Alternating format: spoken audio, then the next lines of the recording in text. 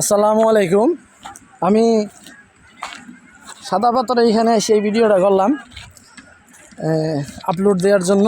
তা হইলো আমরা অনেক সময় বইলা থাকি যে এই মানুষে আর কি বলি যে যে লোকটা খারাপ আর কি তারে বলি কি যে ওর মাথায় গোবর আছে। আসলে এই কথাটা সম্পূর্ণ মিথ্যা কথা। এই কথা দুনিয়ার সমস্ত লোকে মানলেও আমি কামাল মানি না, কারণ মানুষের মাথায় গোবর থাকতেই পারে না, এটা অসম্ভব। মানুষের মাথা কোনো সময় গোবর থাকে না। গোবর হচ্ছে একটা পচনশীল জিনিস, যেটা পচে। এরা 1 মাস পরে হোক, 15 দিন পরে হোক, 1 বছর পরে হোক, পচা যাইব। কিন্তু যেসব মানুষ উল্টাপাল্টা কথা করে বলে এবং উল্টাপাল্টা কাজ করে, তাদের মাথা গোবর না, তাদের মাথা হচ্ছে পলিথিন।